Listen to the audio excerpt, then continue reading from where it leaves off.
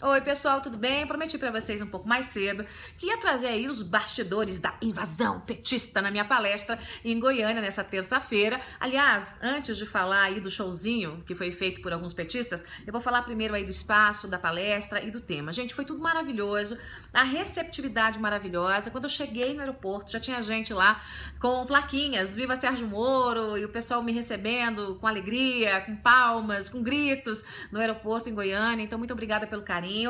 Logo na sequência eu fui dar uma entrevista, depois para uma reunião aí com um grupo de empresários e já na sequência a palestra, e me surpreendeu porque o auditório era grande, para umas 800 a 1000 pessoas, um baita auditório, e o auditório foi lotado por estudantes, por gente da indústria e do comércio, né, empresários da indústria e do comércio, por líderes de entidades, como a própria Federação da Indústria de lá, donos de empresas, né, das mais diversas empresas, economistas, né, inclusive alguns de São Paulo, e eu achei aquilo muito bacana. Foi uma reunião, né, de pessoas e, claro, os movimentos democráticos que sempre estão comigo. Então tinha lá representantes do Vem Pra Rua, do Nas Ruas, Brasil Melhor, e se eu esqueci alguém me desculpem, mas foi tudo muito bacana.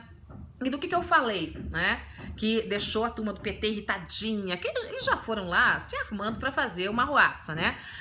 Eu falei da questão política e econômica, porque todos nós sabemos onde o Brasil chegou. A gente sabe o que aconteceu com o Brasil, a gente sabe o saque que foi feito, os erros da política econômica que deixaram o nosso país nessa situação lastimável, né? A questão é, para onde vamos agora? O que faremos agora? Para onde vai a nossa política e o que fazer na nossa economia para que a gente veja não só uma luz no fim do túnel, mas para que o Brasil tire o joelho do chão, porque ele foi jogado para o chão, se levante, comece a engatinhar, se levante, comece a andar e, quiçá, correr, né, na economia, fazer a coisa acelerar. E eu trouxe exemplos aí de outros países que mudaram o método econômico no mundo. São 85 países que mudaram a forma, inclusive, da taxa de juros para empréstimos, e que acabaram revolucionando a economia, né? E eu trouxe esses exemplos para dizer o seguinte: olha, pessoal, se deu certo, né, em 85 economias, as maiores e mais bem-sucedidas do mundo, tem que dar certo aqui no Brasil, né?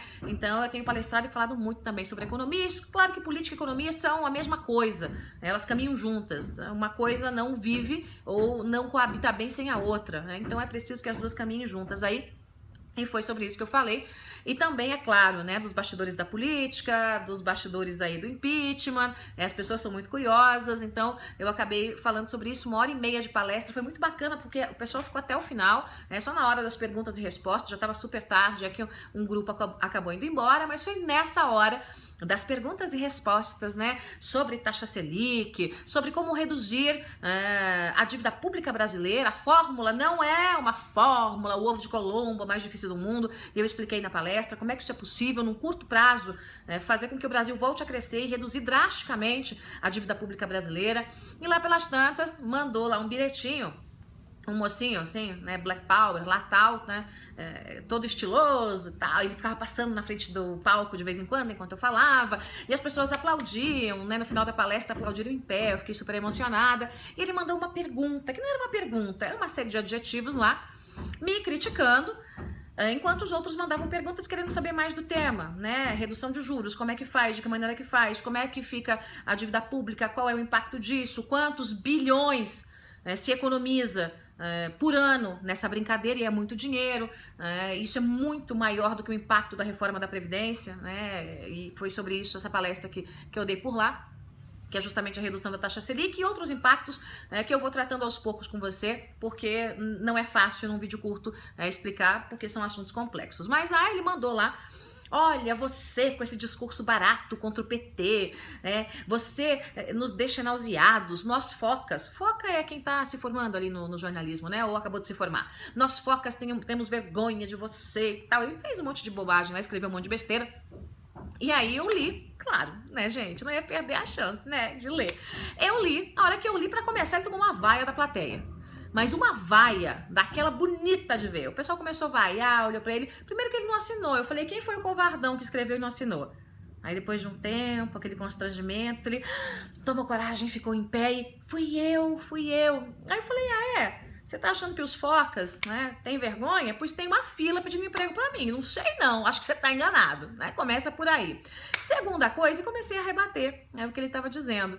E nesse momento, a plateia começou a cantar em alto e bom som. Olê, olê, olê, olê. Tamo na rua pra derrubar o PT. E aí, gente, foi um coro. E eles tentaram ali, ele e o grupinho, umas 30 pessoas perto de um auditório totalmente lotado, era meia dúzia de gatos pingados.